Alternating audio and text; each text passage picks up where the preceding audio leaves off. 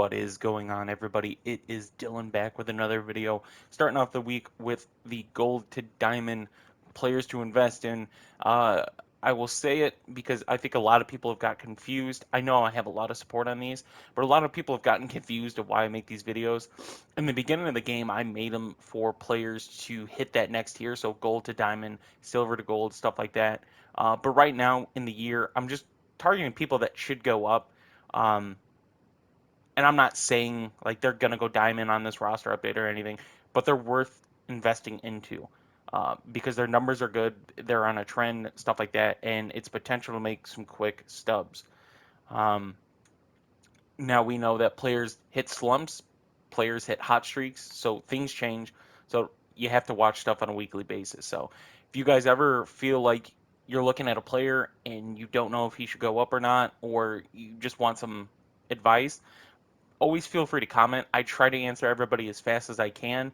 Um, I know I don't always, but I will try to answer within that day. So feel free to comment. I will always try to get your answer right away.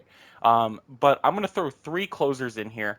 Um, so a cool thing, if you guys don't know, if you go on MLBtheshow.com, and you log into your account and stuff like that, you can actually make a watch list and basically get players that you're looking at. And this is what I use for my investing stuff. Look at players that you like, and it's easier to go and just look at where their price is right now, see if they go up, if they go down, and then it's probably quicker to make your buy orders on the game than it is online. So, but yeah, I'm going to talk about three closers right now of guys to invest in. Um, Iglesias, who hit gold on the last roster update, Ryan Presley, and I will throw Kenley Jansen in there again. These three guys are pretty good right now in the season. Kenley Jansen he had one blown save, but other than that, he's still been pitching phenomenal. Ryan Presley has been amazing. He's 6 for 6, 9 innings, 15 strikeouts in the last 30 days.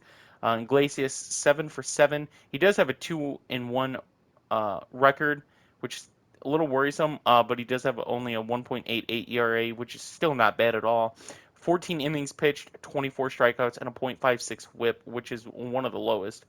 Um, Kenley Jansen is 4 out of 5 in save opportunities, 8 2/3 innings pitched, 10 strikeouts. These guys are pretty low overall, 82 and below. Jansen and Presley both have 81s, but I could see Jansen and Presley both going up, especially Presley.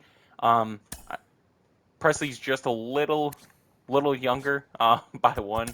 Iglesias, their ages are up there, so it's not anything crazy of like they're some prospects or young kids tearing it up. But they are reliable closers right now, and all three of them, Iglesias is the most expensive, and it's only 1,300 stubs. Um, so yeah, you can get them for dirt cheap right now.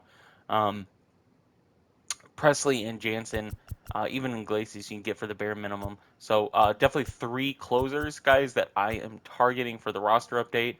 Hopefully by Friday we see the price hit around 2,000. That way you could probably double your stubs. I don't expect any of these guys to go diamond, but I do expect their value to go up. All right, guys, I'm going to talk about two players that I've talked about quite a bit, and I still feel confident in both these guys. Adam Frazier, a little more than Reynolds, but Reynolds is putting up crazy numbers too. But both these guys are playing amazing right now for the Pirates. Adam Frazier, the reason I like him more is just one, he's got the +1 overall on Reynolds. He has an 83. Reynolds has an 82. Both their prices are amazing right now. A lot of the gold's prices you can get for dirt cheap. Um, but the reason I'm going after him is both of them are hitting phenomenal on the Pirates. So a terrible organization that doesn't do well with talent, but these guys are killing it right now. So on the season, Brian Reynolds has 54 runs, Adam Frazier 53. Reynolds has 101 hits, Frazier has 118. Reynolds 21 doubles, Frazier 27. Frazier has 3 triples, Reynolds has none. Reynolds has 17 home runs, Frazier has 4, and Reynolds has 54 RBIs, Frazier has 31. Now, another stat that I like is Brian Reynolds has 44 walks, Frazier has 33. Brian Reynolds has 76 strikeouts, and here's the thing of why I like Adam Frazier. He only has 44 strikeouts.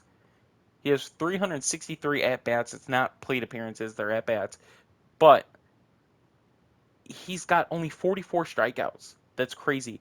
Um, Reynolds has a 302 batting average with a 389 on base and a 907 OPS. Adam Frazier has a 325 batting average with a 390 on base and an 844 OPS.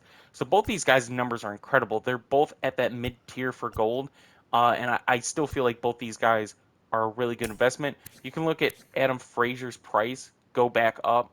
As we saw in the last roster update, his price was going pretty high. Um, so he's definitely somebody that I can look at. You look at Brian Reynolds, same thing around that roster update time. His price went up. Both these guys are cheap. Adam Frazier is probably my more safer pick of somebody to go diamond quicker, but Brian Reynolds is still putting up phenomenal numbers. It's just that he's got a one overall adjustment. It's nothing that Reynolds is playing subpar to Frazier because he's not. He's got 13 more home runs and 23 more RBIs than Frazier, but both these guys are just playing amazing. So, two guys I'm definitely targeting for this roster update and in the future. All right, guys, the next player we are targeting is a White Sox player, and it's Mr. Tim Anderson. Tim Anderson only has an 80 overall, so as you guys can tell, this guy is a more longer-term investment. We're hoping that we can get him to an 82. That is the goal for this roster update, and in the future, him just continue to go up. He is the best hitting player on the White Sox right now, which is crazy because they do have a lot of talent. Injuries are playing a factor, but Tim Anderson is just he's doing way too good to be at an 80 overall, in my opinion. He's 27 years old, so it's a lot easier for his overall to go up than justifying a 34-year-old doing this. But still, Tim Anderson on the season, guys, 61 runs, 103 hits. 103 hits is 21 more hits than anybody else on the White Sox right now. Granted, you can look at the at bats, and that probably is going to play a big factor in it. Jose Breue is the only comparable player. He's got 82 hits and 325 at bats. So that's how good Tim Anderson is doing, in my opinion. He's got 19 doubles, one triple, 9 home runs, 36 RBIs, and he does have 14 stolen bases. Another stat that I like. But on the season, he's hitting 314 with a 349 on base percentage and an 809 OPS. So I definitely think he is doing phenomenal right now. You go and look at his market price. I mean, when he hit 80, and I believe he's been 80 for probably almost the entirety of the game, I do believe. Um, but we did see a spike in his price last week, so probably right after the roster update, stuff like that. But you can create a buy order for basically 1,000 subs right now on him, guys. And his buy now is at 1,500, so you could see his price start to go up, and I think once we get closer to the roster update, uh, whether that be this Friday or next Friday, I still don't see a confirmation on that yet. Um, but his price is definitely very cheap, and if he can go up to 2,000, you're looking at a double value. So definitely somebody else that I'm targeting for the roster update. All right, guys, we have two players from the Blue Jays I'm targeting. No, it is not George Springer, and no, it is not Hernandez. I feel like Hernandez, if you were to invest into him, um, I do think that he has potential to hit diamond, but I like Bo Bichette a little more. Plus the price difference. Um, Granted, Hernandez is an 84, Springer is an 84. Both their numbers compared to Bichette's. I think Bichette has him beat, and Bichette should hit diamond. I mean, 23-year-old prospect. Um, Definitely one of the future faces of the Blue Jays, along with Vlad. But um, Bo Bichette, read his numbers off for you guys. Leading the team in runs, he's tied with Vlad actually. Leading the team in hits, 110. 18 doubles, one triple, 16 home runs, 61 RBIs, 12 stolen bases, and has not got caught stealing. 295 batting average on the season, which beats out. Well, actually, he's tied with Hernandez, um, but definitely beats out George Springer. in a 343 on base percentage, barely beating Hernandez, 820 OPS, one above Hernandez. Um, Hernandez, I mean, he has a lot less at bats, so that does play a factor in it. I do see that. But the runs he gets, the hits he gets, the RBIs, I mean, like I said, very young kid. I like Bo Bichette more than Hernandez right now, even though Hernandez just needs that +1. The price difference, you can make a lot more on Bo Bichette than you can Hernandez right now. Also, is Robbie Ray for the Blue Jays. And the reason that I like Robbie Ray, will bring up his amazing numbers. So just the last 30 days, Robbie Ray's pitched 5 games. In those 5 games, he's got 32 strikeouts, or sorry, 32 innings pitched, a 4-1 record, has not given up a home run, 7 walks, 41 strikeouts. On the season for Robbie Ray, he's got an 8-4 record, 2.93 ERA, 107 innings pitched, 138 strikeouts, and only a 1.04 WHIP. Robbie Ray has been pitching amazing, and he's always been a pretty big strikeout pitcher. Um, he's not old either. We have not seen his price spike up, so I believe that we can see it. I do think he's going to get an overall boost. At least I hope so. The strikeouts per 9 should go up, definitely. Um, so Robbie Ray is definitely a more longer-term player to invest in, but I do think he has potential this season if he keeps pitching the way he's pitching. I mean, he's just improving as the season goes on. Um, but he definitely has potential to go diamond very, very soon. So, Bo Bichette and Robbie Ray, 2 guys for the Blue Jays I'm targeting. All right, guys, we do have a Boston Red Sox player in here, and it is not Verdugo. I know a couple people have asked about Verdugo. I do think that he has potential if he improves his hitting. He's been in. It's not a slump because it's not like his average is incredibly low, um, but it is below what the ideal player that's going to get a bump is. Um, but we're going to put Rafael Devers back. We've talked about Rafael Devers. I feel like he's a very underrated player, a young player for Boston, just like Verdugo. But I think Devers has more potential to hit diamond sooner than Verdugo if Verdugo were to hit diamond, or either of these players were to hit diamond. Um, on the season, Devers 95 hits, 62 runs, 26 doubles, 23 home runs, 73 RBIs. He's batting 279 with a 353 on base percentage and a 916 OPS.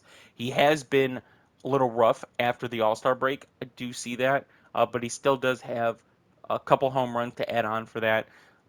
So hopefully we do see him get some type of boost.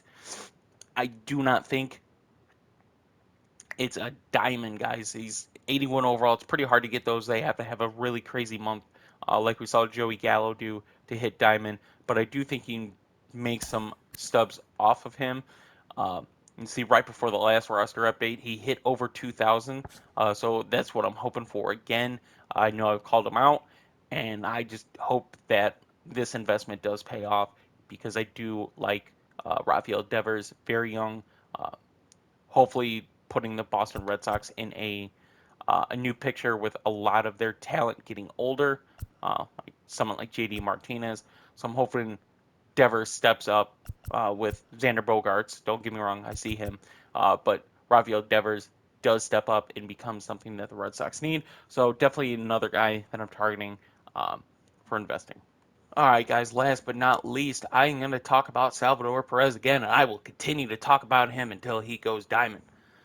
Salvador Perez is doing numbers that no catcher is doing in the league right now. Buster Posey is the only comparable player, but Buster Posey's time behind the plate has been cut significantly because of his age.